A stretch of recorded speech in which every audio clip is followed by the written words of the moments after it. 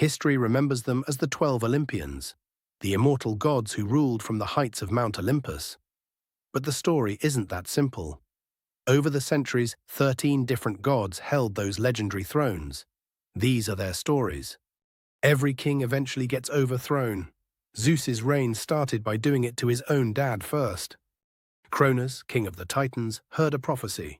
One of his children would dethrone him, so he swallowed each one the moment they were born. 5 children lost. Rhea fought back with a trick. She handed Cronus a stone wrapped in swaddling cloth, and he devoured it without looking. The real baby, Zeus, was hidden in a cave on Crete, nursed by a goat, his cries drowned out by warriors clashing their shields. Zeus grew up, returned in disguise, and with a potion brewed by the Titaness Metis, forced Cronus to release his swallowed brothers and sisters, alive. Then came the war, the Titanomachy. 10 years of gods against Titans. Zeus freed the Cyclopes from the deep, and they forged him a weapon, the thunderbolt. With it, Zeus broke the Titans' lines. Cronus and his kin were cast down, chained in Tartarus, the deepest pit beneath the world. Then the strangest part, the 3 brothers didn't fight over the spoils, they drew lots. Poseidon drew the sea, Hades drew the underworld, Zeus drew the sky. That's why Zeus endures, power seized by rebellion, kept by politics. Every usurper king, every succession drama since, it's all running his blueprint. But Zeus's hardest war wasn't against the Titans. It was waiting for him at home, wearing a crown. The most feared god on Olympus isn't Zeus, it's the queen he betrayed, over and over and over. A pregnant woman flees across the entire earth because Hera has forbidden the ground itself to shelter her. Leto's crime. Zeus loved her. Hera could never punish the king of the gods, so she punished everyone he touched instead. When Zeus turned his lover Io into a white cow to hide her, Hera sweetly asked for the cow as a gift, then chained her under a watchman with 100 eyes. She sent serpents into baby Heracles' cradle. He strangled them both, so she spent his entire life inventing worse, madness, monsters, 12 impossible labors. Then came Semele, pregnant with Zeus's child. Hera came to her disguised as an old nurse and planted one poisonous idea. Demand to see Zeus's true form, she whispered. Semele did. No mortal survives that sight, and Hera knew it. When her 100-eyed watchman fell, Hera set his eyes into the peacock's tail. Forever watching, she is the goddess of marriage and its most wounded party. Every scorned spouse revenge story ever told begins with her. Hera ruled the sky beside Zeus, but the family had 2 more thrones from that first generation, and one brother got the entire ocean. One god could sink your entire city because he lost an argument. Meet Poseidon, a natural disaster that walks. Athens needed a patron god. Poseidon slammed his trident into the Acropolis rock, and a saltwater spring burst out. Athena answered with a single olive tree, food, oil, wood.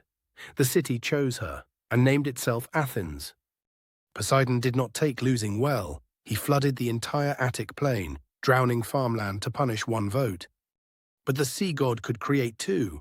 Poseidon struck the waves, and the first horse galloped out of the surf. Centuries later, a mortal named Odysseus blinded Poseidon's son, the Cyclops Polyphemus, and then bragged about it. Poseidon made him pay for 10 years, shattering his ships, scattering his crew, keeping him from ever reaching home. The Greeks called him Earthshaker. Every earthquake, every tsunami, that was Poseidon's temper breaking loose. And sailors wrapped their ship's wooden hull to beg his mercy before a voyage. That's why we still knock on wood. Poseidon could shake the earth, but his sister could do something scarier. She could make it stop growing. The first winter in human history, every crop on earth dying at once, and nobody knew why. It wasn't a curse, it was a mother's grief. One day, without warning, the world simply stopped growing. Wheat blackened in the fields, orchards withered, mortals began to starve. The cause was Demeter, goddess of the harvest, wandering the earth with a torch in each hand, searching for her stolen daughter. Days earlier, Persephone had been gathering flowers in a sunlit meadow. when the earth itself cracked open beneath her. From the darkness rose Hades, lord of the dead, and he dragged her down into the underworld to be his queen. Demeter's answer was total: no harvest, anywhere, until her daughter came home. Humanity was starving. So Zeus sent Hermes into the dark to bring Persephone back. But Hades had one last move.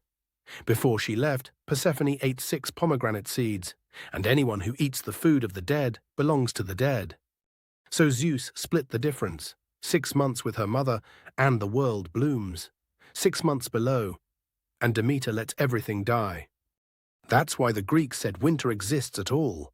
Every cold season is a mother counting the days, and every spring is her daughter coming home. Demeter's grief froze the world, yet her eldest sister spent eternity keeping one small fire warm, and almost no one remembers her name. There's an Olympian with almost no myths, no scandals, no monsters slain, no wars started, and she may have been the most important god in all of Greece.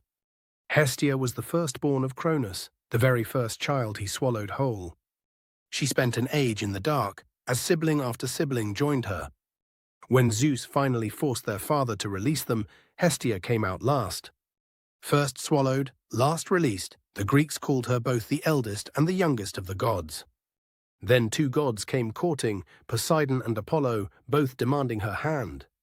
She refused them both and swore on Zeus's own head to remain unmarried forever. Instead, she took the hearth, the fire at the center of every home, every temple, every city. And when Dionysus arrived on Olympus, she gave up her throne without a fight, to keep the peace. Every meal in Greece began with an offering to her. She's the god you only notice when the fire goes out. Hestia never fought for attention, but the next Olympian entered the world fighting, straight out of her father's skull. Athena was never a baby. She exploded out of her father's skull, fully grown, fully armored, screaming a war cry. It started with a headache. Zeus had swallowed a pregnant titaness whole, and something inside was still growing. The pain got so bad, Zeus ordered the smith god to split his skull open with an axe. And out of the crack stepped Athena, adult, armored, and already shouting a war cry. Years later, a new city needed a patron. Poseidon struck the rock and gave them a spring of salt water, undrinkable. Athena knelt and planted a single olive tree, food, oil, wood, wealth for 1,000 years. The city chose the tree over the ocean and named itself Athens. That was her whole brand. She didn't back the strongest man in Greece, she backed the smartest. Then a mortal weaver named Arachne claimed she could outweave the goddess of wisdom herself. Arachne's tapestry was flawless. It was also an insult. Every panel mocked the gods. Athena tore it to shreds and turned Arachne into a spider cursed to weave forever. Strategy over savagery. Work smarter, not harder. That's not a hustle quote. That's Athena. Athena sprang from Zeus's head fully grown, but she wasn't the only divine child with an impossible debut. Her half-brother slew a monster before he was a week old. 4 days old, he killed a monster, then built the ancient world's most powerful information empire on its rotting body. Day 4 of his life, Apollo picked up a golden bow and went hunting the serpent that had hunted his mother. Python, a serpent vast enough to coil around the cliffs of Delphi, guardian of the Earth's oldest secrets. One arrow, then another, the baby didn't miss. Where Python fell and rotted, sweet vapors rose from the cracked earth, and those vapors spoke the future. Apollo built his temple on top of it. Kings crossed oceans to ask one question: what happens next? Then Apollo mocked Eros's tiny bow. Leave archery to real gods. Eros answered with 2 arrows. Gold to ignite love, lead to repel it. But the god who sold everyone else's future couldn't control his own. Eros's arrow struck, and he chased the nymph Daphne. She'd rather be a tree than be his. Bark swallowed her skin the moment he touched her. So he wove her leaves into a crown, the same laurel every champion has worn since. Apollo ruled the daylight and the future, but the night, the wilderness, and the moon belonged to the twin sister born minutes before him. She turned a man into his own prey for accidentally seeing her bathe. Antlers tear through his skull, fur crawls over his skin. Actaeon is becoming the thing he hunts. And his own hounds, 50 of them, no longer know his scent. His crime: he stumbled onto Artemis bathing. She didn't hesitate. She'd set her terms early. At 3 years old, she climbed onto Zeus's knee with a list of demands. A silver bow, every mountain, 60 nymphs, and no husband, ever. Zeus gave her all of it. Only one hunter ever ran beside her, Orion. Some say she almost loved him. Her twin didn't approve. Apollo pointed to a speck far out at sea and dared her to hit it. She never misses. The waves carried her target back to shore. It was Orion. So she lifted him into the sky. He's still up there, hunting. Born minutes before her twin, she helped deliver him and guarded mothers and girls forever after. Boundaries, consent, independence. Artemis drew that line 3,000 years ago. Artemis punished those who crossed her lines, but her baby brother built an entire career out of crossing everyone's. The greatest heist in Greek mythology, 50 stolen cattle, 0 evidence, and the thief had been alive for less than a day. Hermes was born at dawn in a mountain cave. By that same afternoon, he had climbed out of his cradle and slipped into the world.